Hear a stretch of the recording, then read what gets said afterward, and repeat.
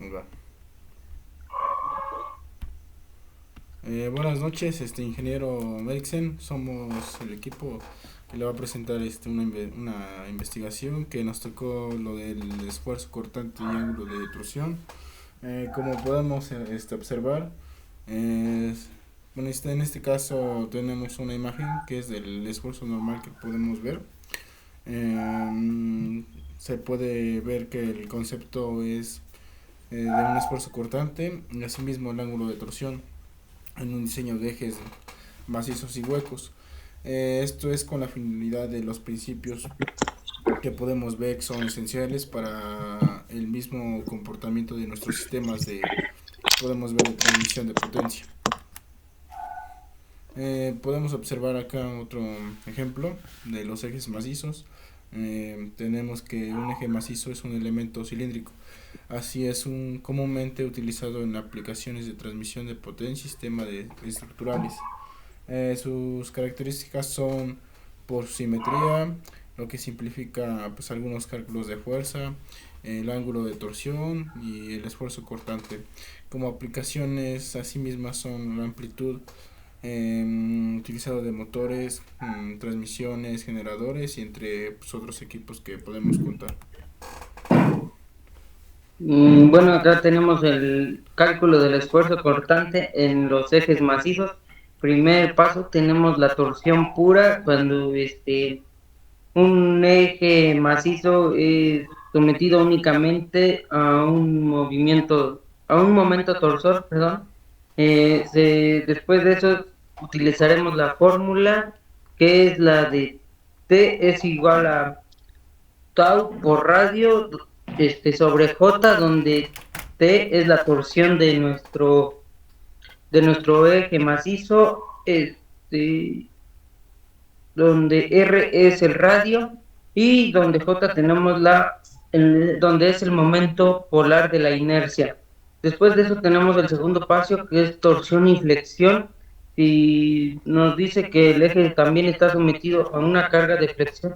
Se debe considerar la combinación de esfuerzos para que obtengamos el corte total. Y por último paso tenemos la distribución del esfuerzo, que es el esfuerzo constante se distribuye linealmente a lo largo ya no se ve, señor. Sí, trabajo, que se le fue esfuerzo cortante de distribución. Bueno. Bueno, ahora vamos a explicar sobre el cálculo del ángulo de torsión en ejes macizos. Bueno, primero que nada utilizamos la ley de Hooke. ¿Qué es la ley de Hooke? En torsión se refiere a la relación entre la fuerza que ejerce un resorte o un cuerpo elástico al ser estirado o comprimido y la cantidad de deformación que experimenta. Ese sería la ley de Hooke. Matemáticamente se representa con la siguiente eh, fórmula, que F es la fuerza en newtons, que es la fuerza aplicada, es igual a K, que es la constante del muelle o, Mm, este, o cuerpo elástico en el alargamiento, y es multiplicado por X, que es el alargamiento en metros del cuerpo, lo que se está, o el cambio de longitud que se observa. Por otro, tenemos que el momento polar de inercia, que esa es una magnitud importante en la física, nos permite analizar el movimiento de objetos rígidos en el espacio tridimensional. Al conocer la inercia polar de un objeto, es posible determinar la energía necesaria para ponerlo en rotación o también su velocidad angular. En este caso tenemos la siguiente fórmula, que sería J, que es el momento polar de inercia, que es igual a pi por el radio al cubo. No, disculpa, pi por radio a la cuarta sobre 2. Después tenemos que es el módulo de rigidez, que este es el que nos va a ayudar a saber la elasticidad del material o elasticidad del material, que el módulo de rigidez es un parámetro fundamental para evaluar la capacidad de los materiales, que en este caso cada uno de los materiales tiene una elasticidad diferente. tendríamos que buscar cuál es esa constante para poder realizar las fórmulas.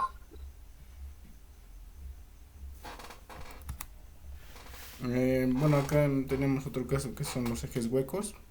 Para empezar, nos dice que un eje hueco pues pueden ser algunos elementos cilíndricos con un agujero central.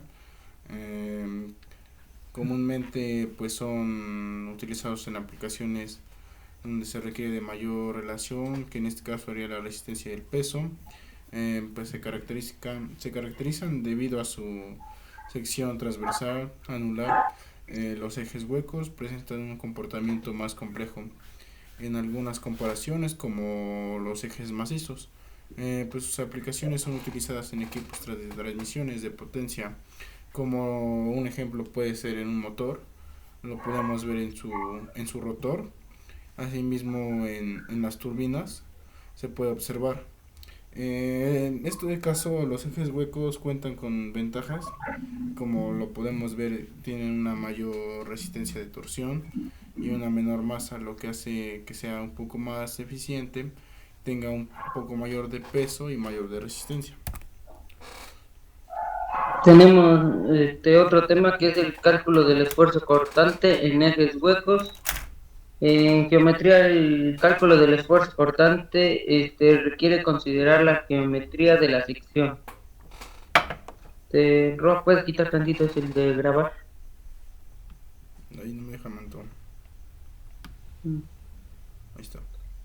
El transversal, como los diámetros internos y externos. La fórmula son determinar el esfuerzo cortante en ejes huecos más complejas que en ejes macizos. Su distribución se contribuye de manera no lineal y a lo largo del espesor de la pared del eje hueco.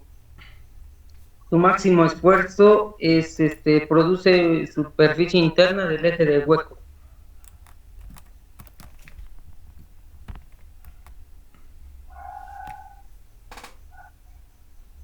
Tenemos el cálculo de ángulo de torsión en ejes huecos. Tenemos el momento polar de inercia, el cual nos indica que depende del momento polar de inercia de la sección transversal. Tenemos el módulo de rigidez, que es un módulo igual a pues, los ejes macizos, a la torsión del material, que podemos ver que es como un factor. Pues las aplicaciones de sus fórmulas se utilizan solamente en los ejes huecos, que son ligeramente más complejos.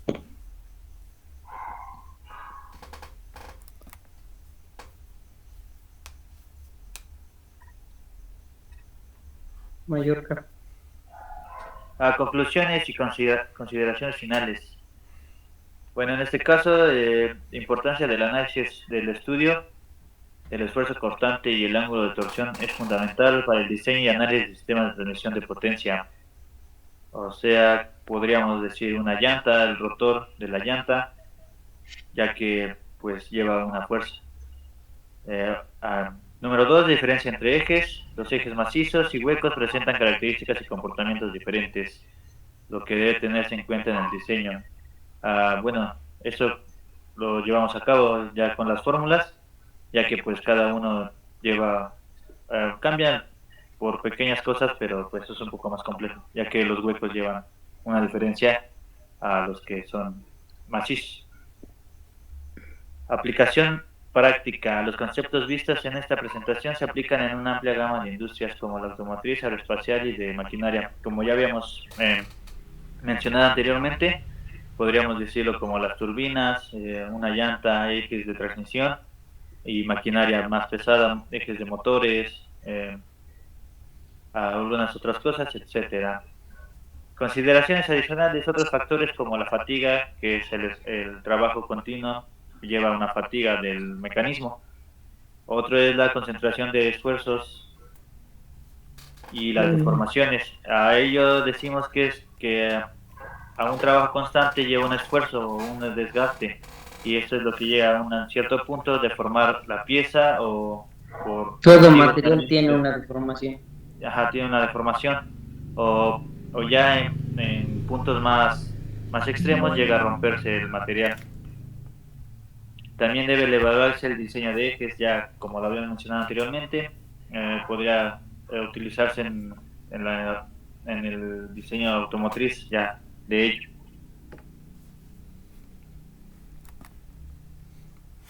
Fórmula para el momento polar de inercia, pues tenemos, como ya lo habíamos mencionado, el eje macizo y eje hueco. Para un eje macizo es el momento polar de la inercia, que se calcula como J pi por 32 por el diámetro al cuadrado, a la cuarta, perdón. En el eje hueco se puede decir que es casi lo mismo, pero cambia la forma polar de la inercia, que se calcula J es igual a pi es igual sobre 32 por d a cuarta. Puedes pasar al anterior, por favor. Listo. Bueno, como podemos observar, la diferencia de las ecuaciones es notable, ya que tiene la misma base, que en este caso es el n sobre 32, pero en el anterior de macizo a hueco cambia